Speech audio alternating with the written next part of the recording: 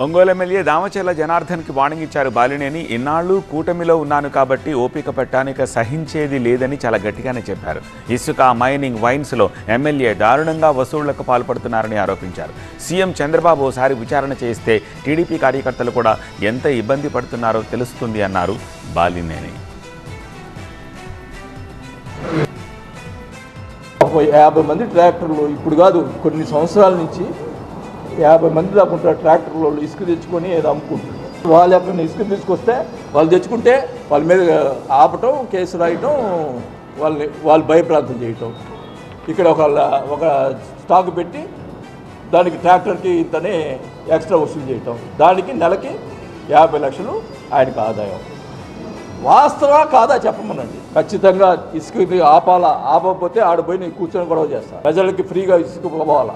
దీని ద్వారా ఒంగోలు నియోజకవర్గ ప్రజలందరికీ తెలియజేసుకుంటా ఉన్నా, ఏ ఇబ్బంది, ఏ ఎమ్మెల్యే వల్ల ఏ ఇబ్బంది వచ్చినా నా దగ్గర రండి, నేను పోరాటం చేస్తా.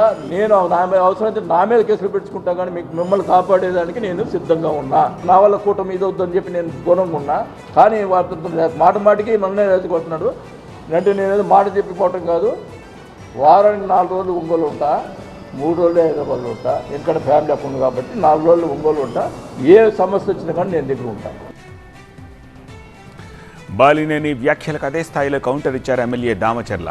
బాలినేని అనుచరుడే తనపై తప్పుడు లేఖ రాశారని, ఆ విషయం అతడే ఒప్పుకున్నాడని చెప్పారు. కూటమిలో చిచ్చు పెట్టేందుకే బాలినేని ఆరోపణలు చేస్తున్నారని మండిపడ్డారు. ఇసుక అక్రమ రవాణాపై ఎక్కడైనా చర్చకొస్తానని సవాల్ విసిరారు.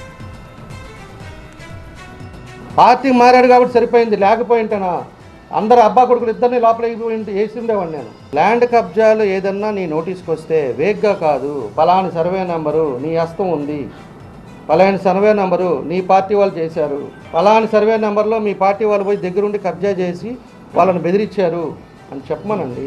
నేను చూపిస్తా, నేను చేస్తా, నేను నిరూపిస్తా అన్నాడు కదా. నేను ఉంటా.